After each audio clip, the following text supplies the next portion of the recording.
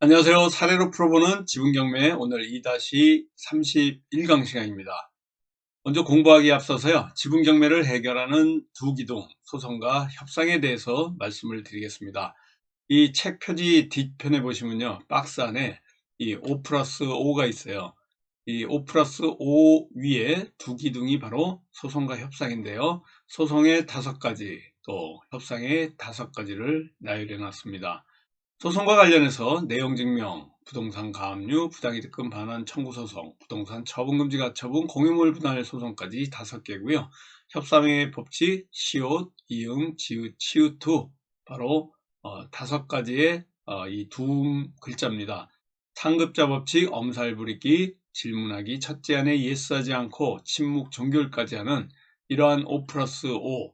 오늘은 제가 공부하기에 앞서서 부당이득금 반환 청구 소송을 할 때 부당이득금을 어떠한 증거 서류를 내고 어떠한 그 자료로 또 판사한테 이렇게 제출해야 되는지에 관련된 부당이득금 반환 청구 소송에 관련된 내용을 공부하도록 하겠습니다. 먼저 공부하기에 앞서 오미크론에 대해서 좀 말씀드려야 될 것 같은데요. 지금 코로나 신규 확진자 한 달 만에 어제 7,000명을 넘었고요. 오늘도 7,000명을 넘어갈 것 같습니다. 오미크론 감염이 확산되면서 전체 확진자 수도 이제 증가하고 있는데 아마 2월 초 설 연휴가 지나면 10,000명을 훨씬 뛰어넘을 거다 이런 전망을 내놓고 있고요. 그 중순 2월 중순쯤 가면 2만 명, 한편으로는 10만 명까지도 얘기하고 있습니다. 새로 코로나 확진자 하루 전보다 뭐 240명 늘어가지고요. 이렇게 7,000명을 넘었는데 오늘도 역시 7,000명을 넘을 걸로 보입니다. 전염성이 강한 오미크론 변이 때문에 50%가 변이가 이 오미크론 변이가 넘으면 완전히 우세종이라고 그러는데요. 이렇게 급속 확산되고 있는 이 오미크론 이번 주에 50%가 돌파할 전망이고요. 2만 명대로 2월 중순 정도 되면 넘어갈 걸로 이렇게 보이고요. 격리 기간도 지금 10일에서 7일로 줄입니다. 오미크론의 증세가 조금 경미하다 이래가지고 지금 격리 기간도 10일에서 7일로 줄이는 것 같은데요. 아무튼 이 방역 체대 전국적으로 가동되면서 지금 비상 상황입니다. PCR 검사도 이제 중증 환자한테만 하고요. 그냥 간이 키트 갖고 지금 가정에서 하는 이러한 그 간이 검사 키트가 동이 났다고 그럽니다. 약국에 거의 없다 그러고요. 쿠팡에서 이러한 그 검사 키트 파니까 조금 몸이 이상하다 하신 분들은 검사 키트를 구입해 놓기 바라겠습니다. 저 같은 경우에도 지금 2개 사놨는데요. 아직까지는 뭐 증세 그런 게 없기 때문에 사용 안 하는데 조금 몸이 이상하다 하면 저도 바로 검사를 해볼 예정입니다. 지금 오미크론이 마지막 희망이다 이렇게 얘기하고 있는 게 오미크론 지금 미국이 피크치로 올라가면서 이러한 송곳 모양의 이런 그래프를 보였는데요. 이렇게 조금씩 지금 이 감소세에 있습니다. 아무튼 다른 새로운 변이 바이러스가 나와야 또 오미크론이 없어지는데 점점 약한 이러한 변이 바이러스가 발생돼야 팬데믹이 종식될 것 같습니다. 아무튼 이러한 그 상황들이 지금 정점을 지나가지고 내려온다 그러고 일본 같은 경우에는 새롭게 지금 정점을 찍고 있는데요. 5만 명대까지 확진자가 지금 나오고 있습니다. 아무튼 정점을 찍고 나면 빠른 속도로 이 확진자가 감소하는 데에 지금 희망을 갖고 우리가 팬데믹이 종식되는 이러한 현상이 오미크론에 희망을 거는데 아직까지는 어떤 뚜렷한 증세가 나타나지 않고 있기 때문에 조금은 우리가 조심스러운 접근이 필요하다 이렇게 보입니다. 코로나 사태에 이 확진 걸리지 않게 조심하시고요. 건강에 유의하시기 바라겠습니다. 오늘은 부동산과 관련된 뉴스 중에 주택자금 조달 계획서를 써야 된다는 이런 내용을 잠깐 말씀드려야 될 것 같아요. 규제지역이나 비규제지역 6억 이상 주택 개인이 매수할 때는 꼭 제출해야 됩니다. 증명서 제출이 어려우면 미제출 사유서도 내야 되는데요. 미제출 사유서까지 내지 않으면 500만 원의 과태료를 낸다 이렇게 보시면 될 것 같습니다. 아무튼 이러한 그 증빙서류가 필요한 게 요즘 이 주택을 구입하게 되면 아파트 다세대 구입하게 되면 필요한데요. 우리가 이렇게 지분 경매에 다세대라든가 아파트를 사시는 분들은 이 작은 금액으로 바로 이런 주택 자금 조달 계획이라든가 이런 것도 없이 바로 경매를 통해 가지고 살 수 있고요. 오늘 말씀드린 부당이득금 반환 청구 소송을 제기하는 방법이라든가 이때 필요한 임차료 상당의 이러한 그 기본 전세 시세를 어떻게 구하는지에 관련된 내용들 갖고 여러분들하고 같이 공부할 건데요. 이 내용 잘 보시면은 부당이득금 반환 청구 소송을 통해서 내가 바로 건물주와 같은 역할을 할 수 있는 이런 자리에 있다, 지위에 있다 이렇게 보시면 될 것 같습니다. 우리 실전반 제자분들이 어떤 내용으로 지금 이런 부당이득금 반환 청구 소송을 제기하고 가는지 보도록 하겠습니다. 3천만 원 이하의 부당이득금을 청구할 때 바로 소액소송으로 진행하게 되는 거고요.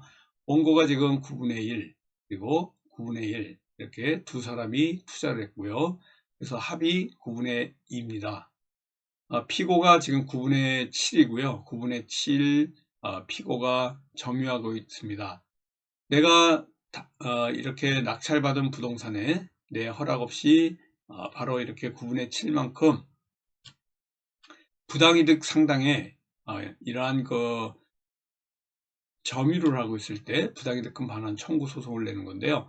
여기 원고인 우리 실전반 제자가 준비서면을 제출했습니다. 그렇다면 원고가 바로 소장을 제출하고요. 그 답변에 피고가 바로 답변서를 내고 나서 그 답변서에 의해 가지고 준비서면을 제출하는 이러한 프로세스인데요.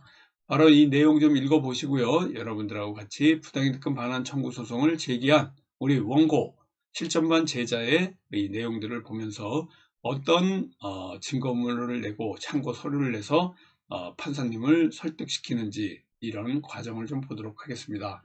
저희 원고들은 무주택자로서 최근 이사 문제로 부천 소재 다세대주택, 빌라 등의 전세 시세를 알아보고 있다. 그 일련의 과정 중 알게 된 사실이 생겨 판사님께 이렇게 준비서면을 제출하게 되었습니다. 부당이득 반환 소송이라는 점에서 피고와 원고 입장은 서로 상반되는 것이 이치상 맞을 것으로 생각됩니다. 소송 자문을 받으며 들었을 때는 피고 측에서 부당이득금을 줄이려 할 것이니 이 부당이득 금액을 올려야 한다는 다소 황당한 이야기도 들었습니다.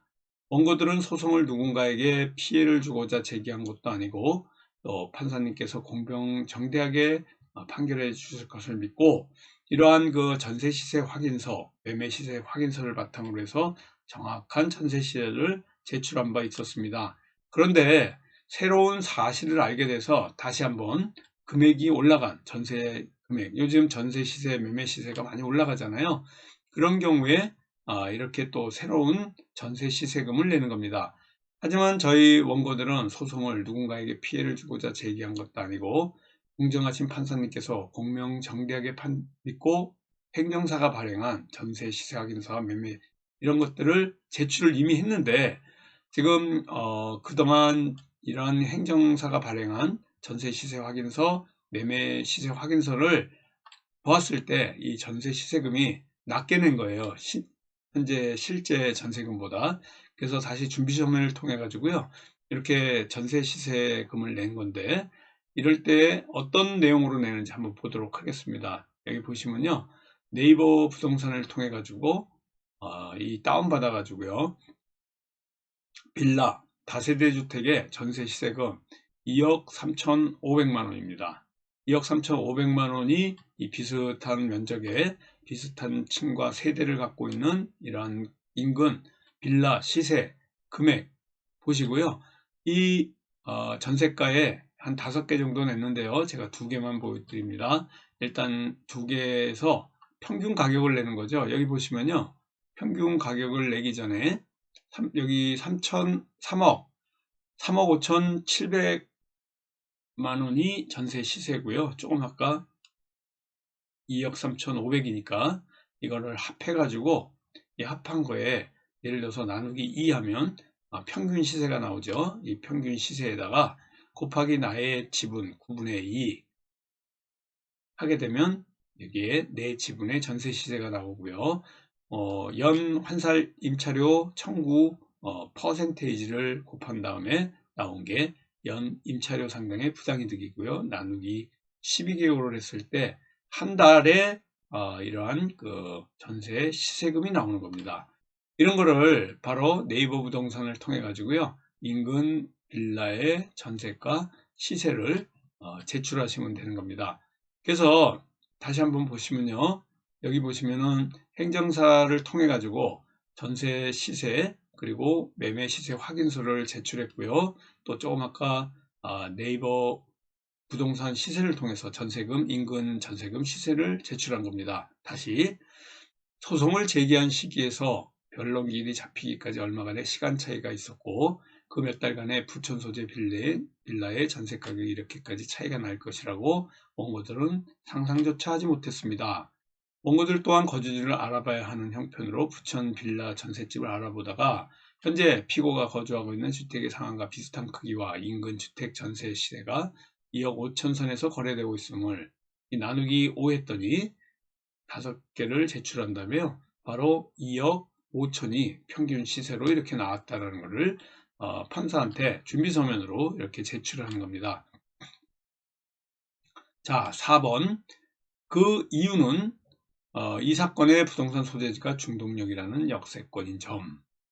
중동역 인근은 국가에서 5차 발표 선도 사업구역 지정으로 하여 재개발 기대심리가 커진 점, 갑 제5호증으로 5차 선도 사업 후보지 지정 사진을 제출했습니다. 그 사진이 바로 이건데요. 이 5차 발표 선도 사업구역 구역도, 부천 소사역 북측도, 부천 중동역 동측, 또 중동역 이렇게 해가지고요. 5차 발표 선도사업 구역도를 내가지고 판사를 설득시키는 이러한 자료를 내야 됩니다. 여러분들이 소송을 제기하시게 되면요, 이 구두로 얘기하거나 변론으로 얘기하는 것보다는 이와 같이 실제 자료를 통해 가지고요, 여기 보면 네이버 부동산 갑제 6호층에서 10호층 전세 시세 6, 7, 8, 9, 10 5건을 낸 거예요. 그래서 5건 나온 전세 평균 시세를 내려고 5건의 이 전세 시세를 합해 가지고 나누기 5해서 아까 2억 5천만 원의 평균 전세금이 나온 겁니다. 이 사건 부동산은 거주자들의 최근 거래가 보통 7에서 8년 정도라서 최근 거래 사례가 현재 반영하지 못하는 점 등을 알게 되었고, 따라서 원고들이 제시한 부당이득금보다 현 시점으로 그 금액이 상당히 올라갔음을 바로 갑제 6호층에서 10호층을 통해 가지고 전세 시세를 네이버 부동산을 통해 가지고 이렇게 낸 겁니다. 결론적으로 존경하는 재판관님, 원고들은 이제 와서 부당이득금을 올리고자 하는 것이 절대 아닙니다. 다만 본 사건 부동산의 인근 시세들을 참작할 때 저희 원고들이 주장한 부당이득금은 절대 높거나 타당하지 않은 금액이 아니라는 점을 꼭 알아주시길 간절한 마음으로 빈다, 이런 내용을 결론을 냈습니다. 인근 빌라 전세 시세표 네이버 부동산 기준으로 첨부하였습니다. 갑제 6호층에서 10호층으로, 이런 경우에는 갑제 6호층에서 10호층으로 비슷한 이러한 그 증거 자료를 내실 때는요, 가지번호를 해서 오히려 6-1호증, 6-2호증, 6-3호증, 6-4호증, 6-5호증으로 해가지고 이런 전세 시세 같이 갑 6호층을 공통으로 해가지고 1, 2, 3, 4, 5로 해서 내시는 게 더 좋다, 이렇게 말씀드립니다. 그리고 갑 제5호증, 5차 선도 이러한 그 자료를 제출하시는 거 굉장히 좋은데요.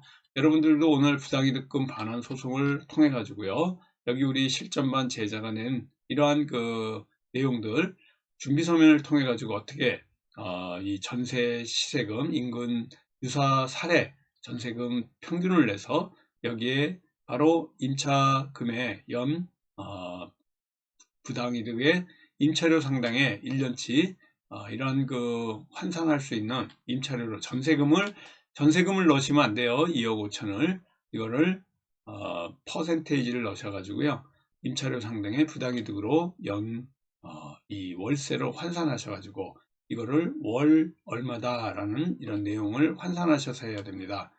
우리가 이러한 내용들, 또 부당이득금 반환 청구 소송, 공유물 분할 소송이 우리 지분 경매를 하는 데 있어서 가장 중요한 요소들이니까요. 여러분들이 오늘 배운 부당이득금 반환 청구 소송을 통해 가지고 부당이득금을 어떻게 또 이렇게 소송을 제기해서 받아내는지, 이 부당이득금을 통해 가지고 나머지 지분을 또 사올 수 있는 어떤 100% 매수 전략도 또 전략의 하나로서 여러분들이 생각해 볼 수 있는 부분들입니다. 부당이득금 반환 소송, 토지에서도 할 수 있는지 또 물어보시는 분들이 많은데요. 주중에도 저한테 메일로 보내주시고 또 제 카톡, 또 제 문자로 전화를 하셔가지고요. 저한테 이렇게 보내주시는 분들이 있습니다. 010-5115-2468이 제 전화번호니까요. 궁금하신 분은 문자로나 또 이 교재에 보면요, 제 메일, 이메일 주소가 있습니다. 이메일을 통해 가지고 저한테 물어보시면요, 제가 간단한 내용들 또 이렇게 무료로 컨설팅도 해드립니다. 간단한 내용들 이렇게 물어보시는 분들, 이 부당이득금 반환 청구 소송, 토지에 관련해서 이렇게 저한테 묻는 분들이 있는데요. 이번 주에도 두 분이 물어보셨는데, 토지 같은 경우에는요, 이 부당이득금이 너무 작아서 또 제기하면 어떤 그 부당이득을 통해 가지고 크게 압박을 하거나 이렇게 하는 데에는 조금 이 부족한 점이 있기 때문에 토지를 사더라도 좀 이 공시지가가 높거나 면적이 굉장히 많은 경우에만 해당된다 이렇게 보시면 되고요. 부당이득금 반환 청구 소송은 대부분 빌라나 아파트에 좀 국한된다 이렇게 보시면 될 것 같습니다. 실전반을 통해 가지고 여러분들이 공부하고자 원하시는 분들요 많이 문의하시는데요. 이 6개월 실전반 과정은요 수시 등록이 가능합니다. 이 진도가 있는 게 아니기 때문에 언제든지 오시면 되고요. 이 매주 수요일 바로 7시에서 9시까지 저녁에 6개월 오프라인 과정으로 하고 있습니다. 26일 날, 이번 주 수요일 날도요, 여러분들이 실전반을 통해서 공부하실 수 있고요. 여기 보여드리는 것 같이 6개월 과정이 400만 원입니다. 온라인 교육과정도 4년 정도의 온라인 교육과정, 지금 369강까지가 있는데요. 이걸 전부 다 들을 수 있는 지방에서나 또 이 실전반 오프라인에 못 오실 분들은요, 온라인 교육을 통해서 공부하실 수가 있습니다. 홍봉기 사무총장님한테 문의하시고요. 서울 교대역 13번 출구 근처 강의실에서 있습니다. 우리 이 학원에는요, 지금 오셔서 공부하시면 물건을 검색하는 노하우, 물건을 고르는 노하우가 가장 중요합니다. 첫 단추를 잘 끼워야 또 여러분들이 좋은 물건을 이렇게 선택하셔가지고 또 수익을 내실 수 있고요. 소송에 관련된 기초, 또 협상에 관련된 노하우, 실전 사례를 통해 가지고 실제 진행되는 물건 해결하는 것을 계속해서 반복해서 여러분들하고 같이 다른 물건으로 실제 낙찰받은 물건으로 저희가 지금 진행되는 물건으로 같이 공부하고 있으니까요. 살아있는 이러한 노하우를 배울 수 있는 실전반 과정이다 이렇게 생각하시고요. 문의해 주시면 됩니다. 금주 26일에도 강의가 있습니다. 다음 주에 더 알찬 내용으로 여러분들하고 같이 공부해 나갈 거고요. 건강한 모습으로 또 다음 주에 뵙도록 하겠습니다. 감사합니다. 안녕히 계십시오.